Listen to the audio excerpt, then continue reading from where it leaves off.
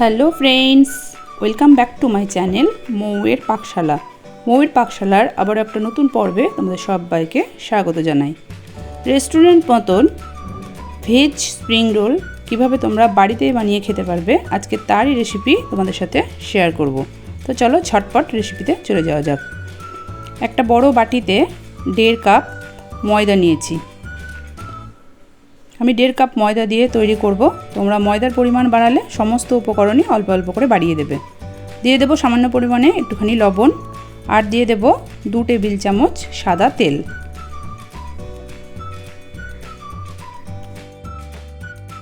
ময়দাটাকে খুব ভালো করে মিক্স করে নেব। মিক্স করে নেওয়ার পরে অল্প অল্প করে জল ঢেলে ঢেলে একটা ব্যাটার তৈরি করব। একসাথে একদমই সবটা জল ঢেলে দেব না, একটু একটু করে জল দিয়ে থাকবো আর ব্যাটারটা তৈরি করতে থাকবো।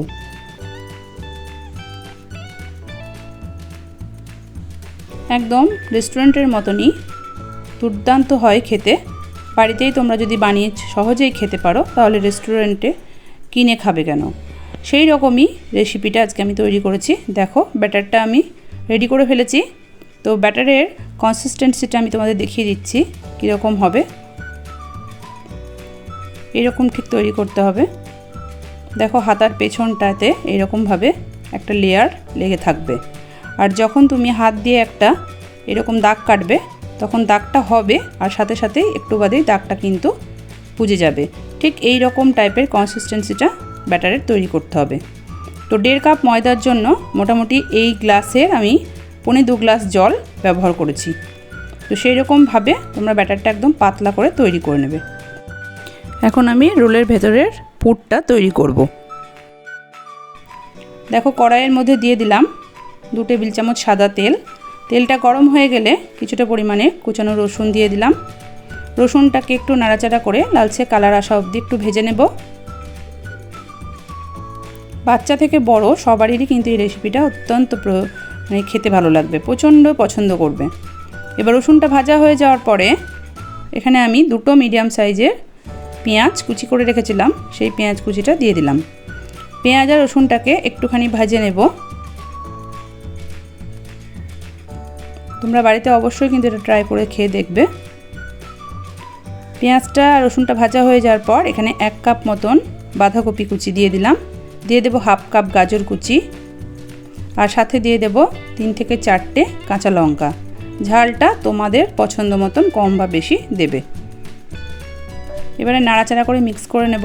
একদমই কিন্তু এটা লালচে কালার করে বা নরম করে ফ্রাই হবে না, জাস্ট একটুখানি ফ্রাই হবে।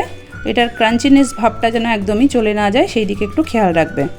রেস্টুরেন্টে যে ভেজ স্প্রিং রোল তোমরা খেয়ে থাকো তার ভেতরে সবজিগুলো কিন্তু একদমই সেদ্ধ হয় না, সেটা তোমরা জানো। এবারে আমি দিয়ে দিলাম 1/2 কাপ মতন ক্যাপসিকাম। সব কিছু জাস্ট 30 সেকেন্ডের মধ্যে একটু নাড়াচাড়া করে নেব। একটু নাড়াচাড়া করে নেওয়ার পরে দিয়ে দেব স্বাদ মতো লবণ, আর দিয়ে দেব 1/4 টিস্পুন গোলমরিচের গুঁড়ো, আর দেব 1 টিস্পুন ডার্ক সয়া সস, আর দিয়ে দেব অল্প একটু অরিগ্যানো। এটা সম্পূর্ণই অপশনাল, তোমাদের কাছে থাকলে দেবে, একটা ভালো ফ্লেভার আসে, না চাইলে সম্পূর্ণ স্কিপ করে দেবে।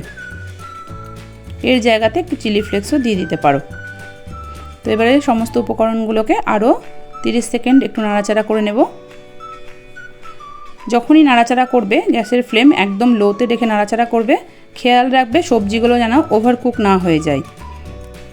এবারে আমি নিয়েছি দেখো 1 টিস্পুন কর্নফ্লাওয়ার, আর সামান্য একটুখানি জল দিয়ে দেব। জল দিয়ে কর্নফ্লাওয়ারটা গুলে নেব। একটাও লাম্প থাকবে না, সেভাবেই কর্নফ্লাওয়ারটা গুলতে হবে। দেখো খুব ভালোভাবে কর্নফ্লাওয়ারটা গুলে নিয়েছি, একটাও লাম্প দেখা যাচ্ছে না। এবারে এই কর্নফ্লাওয়ার গোলা জলটা আমি সবজির মধ্যে দিয়ে দেব। এর ফলে সবজিটা খুব সুন্দর একটা বাইন্ডিং ব্যাপার আসবে, আর কোডিংটাও খুব সুন্দর তৈরি হবে। রেস্টুরেন্টে ঠিক এরকমভাবেই কিন্তু কোডিংটা তৈরি করা হয়। তো একটু কর্নফ্লাওয়ার দেওয়ার পরে অনবরত নাড়াচাড়া করে নেব। নাড়াচাড়া করে নেওয়ার পর তোমরা বুঝতে পারছো দেখো একটা বাইন্ডিং ব্যাপার চলে এসেছে।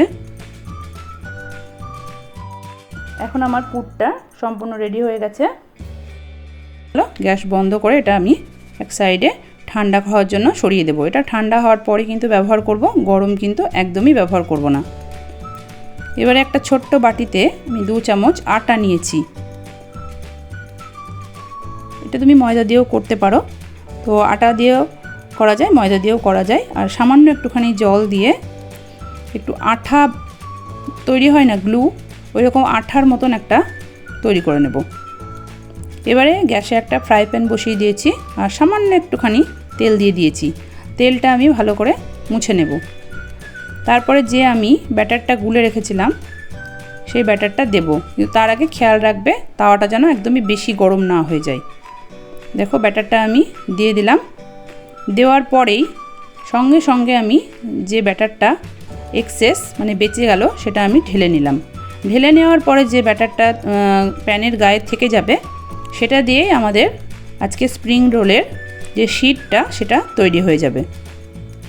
তো কিছুক্ষণ অপেক্ষা করব। আস্তে আস্তে বুঝতেই পারবে যে ওপরটা তৈরি হয়ে যাচ্ছে, কালারটা চেঞ্জ হয়ে যাচ্ছে। দেখো তোমরা বুঝতে পারছো যে কালারটা চেঞ্জ হয়ে যাচ্ছে।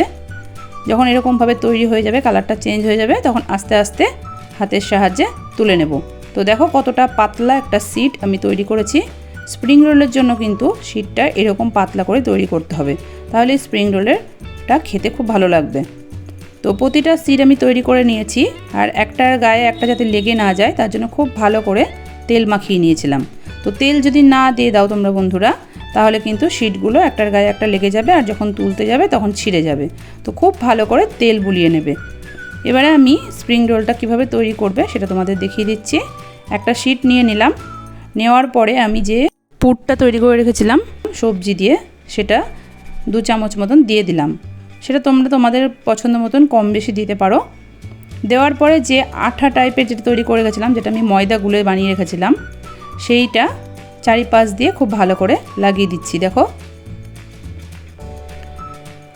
যেভাবে লাগালাম সেভাবে তোমরা একটু লাগিয়ে দেবে, এটা কিন্তু বাইন্ডিংয়ের কাজ করবে। তো এবারে আমি এই দিক থেকে একটা ফোল্ড দিলাম আর 2 পাশ থেকে 2টো ফোল্ড করে দেব। বন্ধুরা তোমরা একটু ভালো করে দেখে নাও কীভাবে আমি তৈরি করছি। এবারে দেখো 2 পাশ থেকে ফোল্ড করে দিয়েছি। এবারে আরেকটুখানি ময়দা এখানটায় আটকিয়ে দিলাম যাতে স্প্রিং রোলটা খুলে না যায়। ফ্রাই করব যখন তখন খুলে যাওয়ার চান্স থাকে, সেই জন্য আমি একটু বেশি করে লাগিয়ে দিলাম। এবারে একটা ফোল্ড করব, তারপরে আর একটা ফোল্ড করে দেব।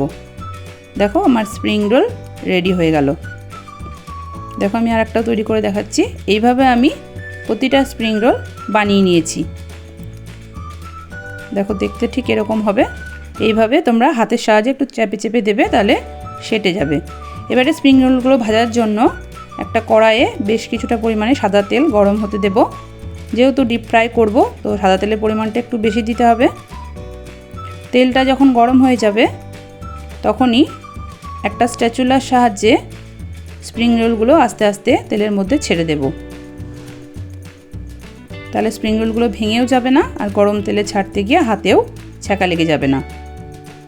তো প্রতিদিনের মতন তোমাদের কাছে ছোট্ট একটা আবদার বন্ধুরা, যদি আমার চ্যানেলের রেসিপিগুলো তোমাদের ভালো লেগে থাকে, পছন্দ হয়ে থাকে, তাহলে প্লিজ আমার চ্যানেলটাকে সাবস্ক্রাইব করে দিও আর পাশে থাকা নোটিফিকেশান বেলটা অল করতে ভুলো না। তাহলে যখনই আমি ভালো ভালো ভিডিও আপলোড দেব সবার প্রথমে সেটা তোমাদের কাছেই পৌঁছে যাবে। দেখো একদম লো ফ্লেমে এটা আস্তে আস্তে আমি ভেজে নিয়েছি। আর ঠিক যখন এই রকম ধরনের কালার ধরে যাবে সেই সময়তেই আমি এটা তুলে নেব। তো দেখো আমার স্প্রিং রোলগুলো সব ভাজা হয়ে গেছে আর ওপরটা কত সুন্দর ক্রিস্পি হয়েছে।